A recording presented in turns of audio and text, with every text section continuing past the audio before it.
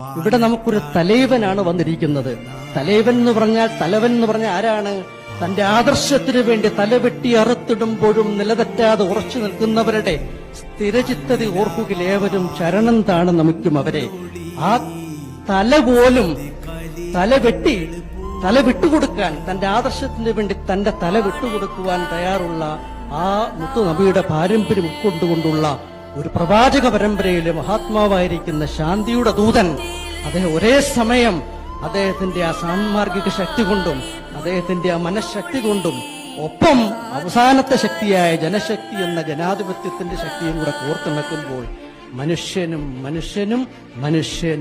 പ്രകൃതിയും മനുഷ്യനും ദൈവവും ഒന്നായി മാറുന്ന മനോജ്ഞമായിരിക്കുന്ന ജാതിഭേദം മതദ്വേഷം ഏതുമില്ലാതെ സർവരും സോദരത്വേന വാഴുന്ന ഒരു മാതൃകാ സ്ഥാനമായി നമ്മുടെ നാട്ടെ നമുക്ക് മാറ്റാൻ പറ്റും. പാണക്കാട്ടെന്ന നാട്ടിലെ പാവങ്ങൾ കൂടും കൂട്ടിലെ പാൽനിലാവായി പൊന്നൊളി സാദിഖലി തങ്ങൾ പൂങ്കവ.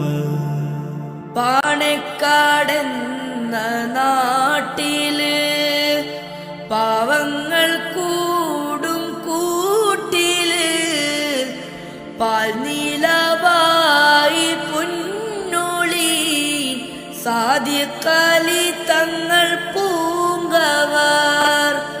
ആ തറവാടിൻ കോലായിൽ ഗരിമ നിറഞ്ഞ തോപ്പിയാൽ വെള്ളയുടുപ്പിട്ട തങ്ങളെ കാണാനെനിക്കെന്നും ആശയ. ആ തറവാടിൻ കോലായിൽ ഗരിമ നിറഞ്ഞ തൊപ്പിയാൽ വെള്ളയുടുപ്പിട്ട തങ്ങളെ കാണാനെനിക്കെന്നും ആശയ.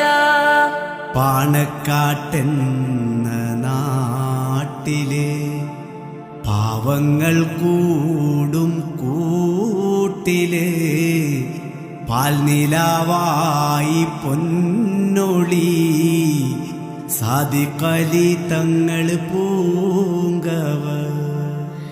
സീതന്മാരാൽ ശോഭിതം ആ